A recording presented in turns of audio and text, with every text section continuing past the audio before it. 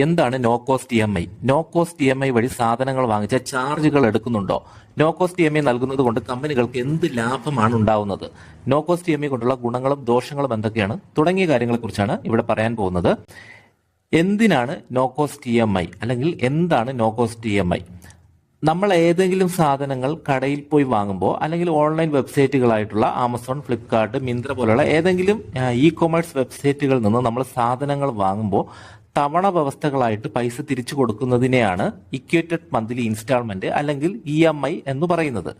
ഇത്തരത്തിൽ EMI നമുക്ക് ലഭിക്കുന്നത് നമ്മുടെ കൈവശമുള്ള ക്രെഡിറ്റ് കാർഡ്, തിരഞ്ഞെടുക്കപ്പെട്ട ഡെബിറ്റ് കാർഡ്, അതുമല്ലെങ്കിൽ സിബിൽ സ്കോർ പരിഗണിച്ചായിരിക്കും ഇത്തരം എല്ലാ EMIകളും തന്നെ നമുക്ക് ലഭിക്കുന്നത്. ഈ EMIകൾക്കെല്ലാം 14% മുതൽ 30% വരെ നമ്മൾ പലിശയും കൊടുക്കേണ്ടതായിട്ട് വരും. ഒരു സാധനം വാങ്ങുമ്പോൾ EMI കൊടുക്കുമ്പോൾ പലിശ ഇല്ലാതെ തവണ വ്യവസ്ഥകളായി തിരിച്ചടവ് നൽകുന്ന EMIകളെയാണ് സാധാരണ നോ കോസ്റ്റ് EMI എന്ന് പറയുന്നത്. അതായത് സാധാരണ EMIകളെ വെച്ച് നോക്കുമ്പോൾ ഇതിന് പലിശയില്ല. ഈ പലിശയില്ലാത്ത EMIകളെ നമുക്ക് നോ കോസ്റ്റ് EMI എന്ന് പറയാം. പലിശ കൊടുക്കുന്നില്ല എന്ന് കരുതിയിട്ട് നോ കോസ്റ്റ് EMI ലാഭകരമായ ഒന്നാണെന്ന് ഒരിക്കലും നിങ്ങൾ ചിന്തിക്കരുത്. നോ കോസ്റ്റ് EMI നൽകുന്നത് കൊണ്ട് കമ്പനികൾക്ക് എന്ത് ലാഭമാണ് ഉണ്ടാവുന്നതെന്ന് നമ്മൾ മനസ്സിലാക്കി കഴിഞ്ഞാൽ ഇത് ലാഭകരമാണോ അല്ലയോ എന്ന് മനസ്സിലാവും. നമ്മൾ നോ കോസ്റ്റ് വഴി അല്ലെങ്കിൽ നോ കോസ്റ്റ് EMI വഴി സാധനങ്ങൾ വാങ്ങാൻ ശ്രമിക്കുമ്പോൾ നമുക്ക് മനസ്സിലാവുന്ന ഒരു കാര്യമാണ്, എല്ലാ സാധനങ്ങളും നോ കോസ്റ്റ് EMI വഴി വാങ്ങാൻ സാധിക്കില്ല. അതായത് തിരഞ്ഞെടുക്കപ്പെട്ട സാധനങ്ങൾ മാത്രമാണ് നോ കോസ്റ്റ് EMI ഉപയോഗിച്ച് വാങ്ങാൻ സാധിക്കുന്നത്. സാധാരണയായിട്ട് നമുക്ക് നോ കോസ്റ്റ് EMI അനുവദിക്കുന്നത് ഏതെങ്കിലും ബാങ്കിന്റെ ക്രെഡിറ്റ് കാർഡുകളോ ബാങ്കോ ഏതെങ്കിലും ഫിൻടെക് കമ്പനികളോ ഒക്കെ ആയിരിക്കും. ഈ കമ്പനികളുമായിട്ട് ഏതെങ്കിലും പ്രോഡക്റ്റുകൾ ലിങ്ക് ചെയ്തിട്ടായിരിക്കും നമുക്ക് ലോ കോസ്റ്റ് EMI നൽകുന്നത്. ഉദാഹരണത്തിന് നമ്മൾ ഫ്ലിപ്കാർട്ടിൽ നിന്ന് 20,000 രൂപ വിലയുള്ള മൊബൈൽ വാങ്ങുന്നതിന് വേണ്ടി സെർച്ച് ചെയ്യുമ്പോൾ നിരവധി 20,000 രൂപയുടെ ഫോണുകൾ നമുക്ക് കാണാൻ സാധിക്കും. അതായത് പല പല കമ്പനികളുടെ. ഒരുപക്ഷെ 18,000 രൂപ വിലയുള്ള ഒരു ഫോണായിരിക്കും 25,000 രൂപ വില ഇട്ടിട്ട് അതിനെ വെട്ടി ഡിസ്കൗണ്ട് 5,000 രൂപ എന്ന് കാണിച്ചിട്ട് 20,000 രൂപയായിട്ട് വിൽക്കാൻ വച്ചിരിക്കുന്നത്. നമ്മൾ കാണുന്നത് ഇങ്ങനെ ഒരു രീതിയിൽ വിൽക്കാൻ വച്ചിരിക്കുന്ന ഒരു ഫോണാണെങ്കിൽ നമ്മൾ ഈ ഫോണിനെ നമ്മൾ വാങ്ങാൻ വേണ്ടി നമ്മൾ അട്രാക്ഷനിൽ നമ്മൾ നോക്കുമ്പോൾ അതിൽ നോ കോസ്റ്റ് EMI വഴി തവണ വ്യവസ്ഥകളായിട്ട് പൈസ തിരിച്ചടച്ചാൽ മതി എന്നും കൂടെ നമുക്ക് കാണാൻ പറ്റും. അപ്പോൾ നമ്മളിത് കാണുമ്പോൾ എന്ത് ചെയ്യും? സ്വാഭാവികമായിട്ടും ഇത് വാങ്ങാൻ തീരുമാനിക്കും. ശരിക്കും പറഞ്ഞാൽ ഈ ഫോണിന്റെ യഥാർത്ഥ വില 18,000 രൂപ ആണെന്ന് കരുതുക. 20,000 രൂപ കൊടുത്ത് നമ്മൾ ഫോൺ വാങ്ങുമ്പോൾ 5,000ന്റെ 4 EMI നോ കോസ്റ്റ് ആയിട്ട് തിരിച്ചടച്ചാൽ മതിയായിരിക്കും. ഇവിടെ 2,000 രൂപ നമ്മുടെ കയ്യിൽ നിന്നും അധികമായി പിടിക്കുന്നത് നമ്മൾ അറിയുന്നില്ല. പ്രോഡക്റ്റ് വിൽക്കാൻ വച്ചിരിക്കുന്ന കമ്പനി നോ കോസ്റ്റ് EMI അനുവദിച്ച കമ്പനി ഏതാണോ ആ കമ്പനിക്ക് നമ്മുടെ ഈ 2,000 രൂപ കൈമാറുന്നു. ഇത് ഒരു തരത്തിലുള്ള കമ്പനിയുടെ നോ കോസ്റ്റ് EMI വഴി ലഭിക്കുന്ന വരുമാനമാണ്. ഇനി നമ്മൾ ഫോൺ വാങ്ങി കുറച്ചു കാലങ്ങൾ കഴിയുമ്പോൾ ഫോണിന്റെ വില നോക്കിക്കഴിഞ്ഞാൽ 18,000 രൂപയോ അതിന് താഴേക്കോ ഒക്കെ കുറഞ്ഞിരിക്കുന്നത് നമ്മൾ കണ്ടിട്ടുണ്ടാവും. നമ്മൾ 20,000 രൂപയ്ക്കായിരിക്കും വാങ്ങിയിട്ടുള്ളത്, അതിന്റെ വില 18 കുറയും.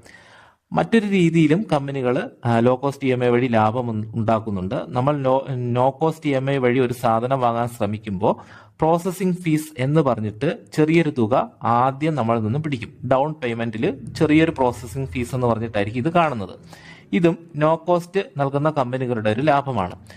നോ കോസ്റ്റ് EMI നൽകുന്ന കമ്പനികൾക്ക് മറ്റ് പല രീതിയിലും വരുമാനം ലഭിക്കുന്നുണ്ട്. അതായത് ചെറിയ ചില പ്രോഡക്റ്റുകളുടെ സെയിലുകൾ കൂടുതലായിട്ട് നടക്കുവാൻ, അതായത് ചില കമ്പനികളുടെ ചില പ്രോഡക്റ്റുകൾക്ക് ഡിമാൻഡ് കുറവായിരിക്കും. അപ്പോൾ ഇത്തരത്തിലുള്ള ആ പ്രോഡക്റ്റ് കൂടുതൽ സെയിൽ നടക്കുന്നതിന് വേണ്ടിയിട്ട് അല്ലെങ്കിൽ കൂടുതൽ ആളുകൾ അട്രാക്ട് ചെയ്ത് വാങ്ങുന്നതിന് വേണ്ടി നോ കോസ്റ്റ് EMI കൊടുക്കും. അപ്പോൾ ആ പ്രോഡക്റ്റ് വിൽക്കുന്ന ആ ഡീലർഷിപ്പ് ആയിരിക്കും ഈ നോ കോസ്റ്റ് EMI നൽകുന്ന കമ്പനികൾക്ക് പൈസ കൊടുക്കുന്നത്, വരുമാനം കൊടുക്കുന്നത്. അപ്പോൾ അതിലൂടെ ഈ നോ കോസ്റ്റ് EMI കൊടുക്കുന്ന കമ്പനികൾക്ക് വരുമാനം ലഭിക്കും. അതുപോലെ നോ കോസ്റ്റ് EMI ചില കമ്പനികൾ വാഗ്ദാനം ചെയ്യുന്നത് ഡാറ്റ കളക്ഷന് വേണ്ടിയിട്ടായിരിക്കും. അതായത് നമ്മൾ എത്ര ആൾക്കാരാണ് ഇങ്ങനെ EMI വഴി സാധനങ്ങൾ വാങ്ങാൻ ആഗ്രഹിക്കുന്നത്, അപ്പോൾ അവരുടെ ഡാറ്റ അവർക്ക് കിട്ടുകയും അതിനുശേഷം അവർക്ക് ക്രെഡിറ്റ് കാർഡ്, അതുപോലെ പേഴ്സണൽ ലോണുകൾ, അങ്ങനെ ഉള്ള കാര്യങ്ങളുടെ പരസ്യങ്ങൾ കൊടുക്കുന്നതിന് വേണ്ടിയിട്ടുള്ള ഡാറ്റ കളക്ഷന് വേണ്ടിയിട്ടും ഈ നോ കോസ്റ്റ് EMI എന്ന് പറയുന്ന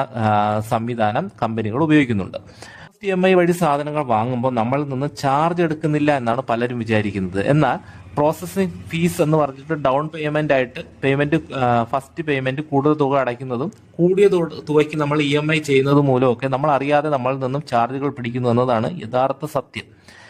നോ കോസ്റ്റ് EMI കൊണ്ട് നമുക്കുണ്ടാവുന്ന പ്രയോജനങ്ങൾ എന്തൊക്കെയാണെന്ന് നോക്കാം. അപ്പോൾ നമ്മൾ ഇതിന്റെ യഥാർത്ഥ ചരിത്രം ഒന്ന് പറഞ്ഞെങ്കിലും നമുക്ക് ഇതുകൊണ്ട് പ്രയോജനം തീർച്ചയായിട്ടും ഉണ്ട്. നമുക്ക് അത്യാവശ്യം ഉപയോഗിക്കേണ്ട സാധനം വാങ്ങുന്നതിനുള്ള മുഴുവൻ തുകയും നമ്മുടെ കൈവശമില്ലാത്തവർക്ക് തവണകളായിട്ട് തിരിച്ചു കൊടുത്താൽ മതി എന്നുള്ളത് കൊണ്ട് നോ കോസ്റ്റ് EMI തിരഞ്ഞെടുക്കുന്നത് ഗുണമാണ്. അത്യാവശ്യമായി ഒരു സാധനം വാങ്ങാൻ ആഗ്രഹിക്കുന്നവർക്ക് പണമില്ലെങ്കിലും അത് വാങ്ങാമെന്നുള്ളതും മറ്റൊരാളുടെ അടുത്ത് നിന്ന് പൈസ കടം വാങ്ങാതിരിക്കുകയും ചെയ്യാം എന്നുള്ളത് ഇതിന്റെ ഒരു ഗുണമാണ്. നോ കോസ്റ്റ് EMI വഴി സാധനങ്ങൾ സ്ഥിരമായി വാങ്ങിക്കുകയും കൃത്യമായി തിരിച്ചടയ്ക്കുകയും ചെയ്തു കഴിഞ്ഞാൽ നമ്മുടെ സിബിൽ സ്കോർ കൂടുന്നതിനും ഭാവിയിൽ കൂടുതൽ ലോണുകൾ ലഭിക്കുന്നതിനും ഒക്കെ ഗുണം ചെയ്യും. നോ കോസ്റ്റ് EMI തിരഞ്ഞെടുക്കുമ്പോൾ ഇവയുടെ ടേംസ് ആൻഡ് കണ്ടീഷൻസ് ഒക്കെ നമ്മൾ വായിച്ച് അത് അനുയോജ്യമാണോ, നമ്മുടെ കാര്യങ്ങൾക്കൊക്കെ ക്ലിയർ ആയിട്ട് വരുന്നുണ്ടോ എന്ന് നോക്കിയതിന് ശേഷം മാത്രം വാങ്ങാൻ ശ്രമിക്കുക. ഇനി നമ്മൾ നോ കോസ്റ്റ് EMI ഉപയോഗിച്ചിട്ട് ഏതെങ്കിലും സാധനങ്ങൾ വാങ്ങിക്കഴിഞ്ഞാൽ നമുക്കുണ്ടാകുന്ന ദോഷങ്ങൾ എന്തൊക്കെയാണ് എന്നുകൂടെ നിങ്ങൾ ഒരു ധാരണ ഉണ്ടായിരിക്കണം. അതായത് നോ കോസ്റ്റ് EMI ലഭിക്കുന്നതിന് വേണ്ടി പ്രോസസ്സിംഗ് ഫീസ് എന്ന് പറഞ്ഞ് നമ്മളിൽ നിന്നും ചെറിയൊരു എമൗണ്ട് ആദ്യ അടവിനൊപ്പം ഇവർ വാങ്ങുന്നുണ്ടെന്ന് ഞാൻ പറഞ്ഞല്ലോ, അത് നമുക്കുണ്ടാകുന്ന ഒരു ദോഷമാണ്.